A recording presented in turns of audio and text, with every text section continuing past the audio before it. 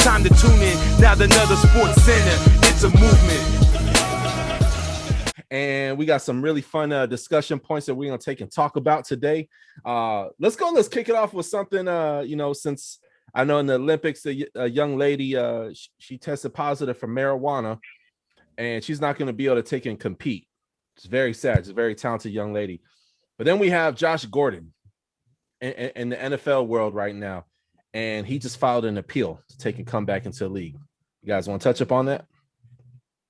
Yeah, man, I think it's like his story is one of the most like tragic, I feel like, because dude is uber talented. He hasn't played a full season ever, and he's led the league in touchdowns in a season. That lets you know how much talent the guy has. I think he played 12 games, 13 games, and led the league in touchdowns with nobody throwing the ball. I think he had like Brandon Whedon and all the trash quarterbacks throwing the ball. So dude's uber talented, and I definitely know he's struggled with addiction, but it's like, I hope he comes back, man. I wish him the best. I just wouldn't count on it. Like, if he's on your team, that's somebody that, like, I wouldn't count to play because he hasn't really shown a history of being available. But I don't know if the appeal will go well because the NFL gave him an indefinite suspension. But I don't know. It's going to be interesting to see, to say the least. Most definitely. Yeah. With Josh Gordon, part of it is it's a two-way street. Part of it is like, man, he is just so talented, man. I mean, you just look at the stats, his size, and then of course the other side of it is like, man, despite what people's views are on marijuana and stuff like that, that's the NFL's rules at the end of the day. You know what I mean? And you just got to follow the rules, man, and it's like the guy wants to play football, but he keeps falling down this path. And you don't hear about him doing any crazy stuff, body slamming his girlfriend. And you don't hear about any of those things, but it's like, man, the guy just, he loves his reefer, man, and it's just, dang, man. Adrian, man, what's your thoughts on it? I mean, I think we all agree that the rule is ridiculous. It's been ridiculous long before they stopped, saying, hey, we're going to do piss tests in the middle of the season and stuff like that. It's been ridiculous. I mean, as a native to Colorado, I can tell you nobody cares about any of that stuff out here. I think, that thinking is outdated. And the league, I think it puts itself in an interesting position, right? When it still continues to punish athletes like Josh Gordon, who, granted, he broke the rules, right? I think we all agree he broke the rules. It doesn't matter whether we agree that they're stupid or if they're right, wrong. Point is, he signed his name on a contract. It said you're not allowed to do X, Y, and Z, and he did those things. So I'm not excusing his behavior. But what I am saying is it looks kind of interesting with the NFL because you do have a lot of these other athletes that have all sorts of other incidents that go far beyond just smoking marijuana. I mean, how many incidents has Antonio Brown had within the last 2 years? And that's not for me to talk down on Antonio Brown. I'm just saying, if I'm the NFL, I have a guy that's, by the way, recent Super Bowl champion, that, has recently been involved in all of these things. Granted, some of those cases are now cleared up and he's free to go, but like, that's not a good look for your league either.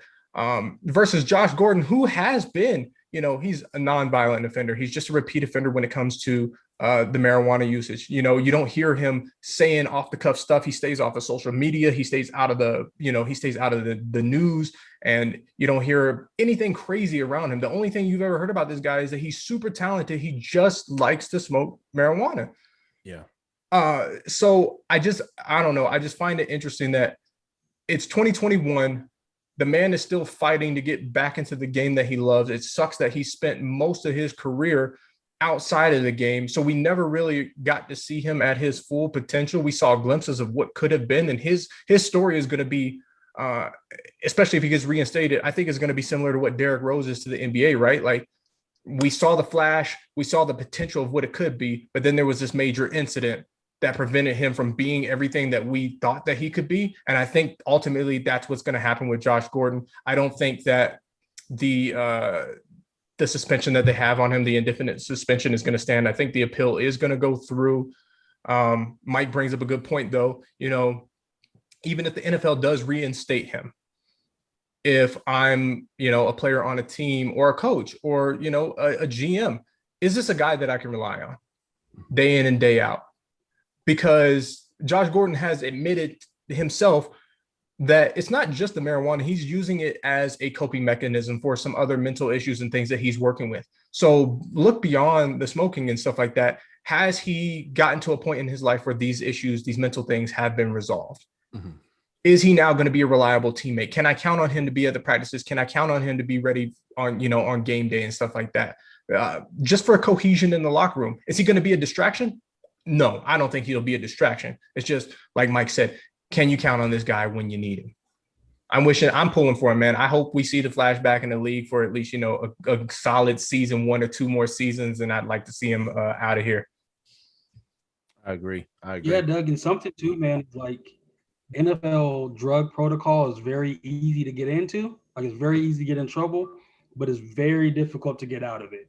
So if you've looked at what people have to do to get out of that, I mean, that could laws and rules change, but because you're in that program, the rules that they hold you to are a little bit different. So I think if Josh Gordon would have had these issues in 2021 starting off, it wouldn't be an issue. This would be a non-story. But because he's been in the protocol for 7-8 years now, that is I don't know if he can really ever get out of it, man, if he's still struggling with those things. So, Mike, here's a question for you, man. If we know that these protocols that they have in the league were formulated based off what the rules were at the time, and like you said, laws, rules, and things have evolved. If you're Commissioner Goodell, what is stopping you from going to the negotiating table with the NFLPA and saying, hey, these protocols, the protocols that we had in place previously do not fit with how we are currently monitoring and, controlling the game. Why can't you're the commissioner? How come you can't just go in and actively revise those things? Because the NFLPA, man, it's their job. But my thing is, if you're the commissioner, why are you not initiating that conversation? Because anything with the player, he represents the owners, man. Correct. So the NFLPA, I think the responsibility really falls in their lap. They should be pushing that hard to get players out. Like they pushed to get marijuana testing stuff changed. Mm-hmm. A part of that agreement should have been players who are in the league's drug protocol or whatever, or testing protocol, that was because of marijuana should be able to be out of it, even if they're repeat offenders. So the fact that they didn't do that, in my opinion, is a letdown by them. Goodell represents the owners. As long as they're getting paid, they're happy. They don't care about the little details. Josh Gordon's not that big to the owners. The players should have went to bat for him, in my opinion, though. Well, and here's the thing. I'm not disagreeing with you. I guess for me, it doesn't make sense in my head if I'm the commissioner of the NFL and you said my interest is the owners, right? That's who I'm here to protect their interest. It's Josh Gordon today. But if it's a Patrick Mahomes, a Tom Brady, Lamar Jackson, Aaron Donald, Jalen Ramsey, all these big household names next in one of these protocols, are the owners not losing money because the teams are these are big draws for these teams? Yes, it's Josh Gordon, and I get it. Josh Gordon isn't putting not a single butt in any seat in any stadium in America right now. But there is a point in his career, I believe early on in his career when he was in Cleveland, I think, he would have been the guy to put butts in seats. So it's not, for me, it's not about Josh Gordon specifically. It's about two things can be true at the same time. The NFLPA 100% dropped the ball. They should have pushed harder and fought harder for something like this. But you as a commissioner of the NFL, if you want to protect the integrity of your product and you want to put out a better product and also insulate your owners who you report back to from future loss, this is something that I would be pushing for because, yes, it's Josh Gordon today, but if it's your superstar tomorrow, you're going to have an issue with it. So that's all I'm saying. If I'm the commissioner, I'm at least going back to the NFLPA and say, hey, maybe this is a conversation that we should be having. Love it. Yeah, it's going to be interesting to ultimately see what happens with Mr. Josh Gordon. I'm rooting for him. I believe we all are rooting for him. And obviously certain things to just definitely have to change at this point for sure. Time to tune in. Now another sports center. It's a movement.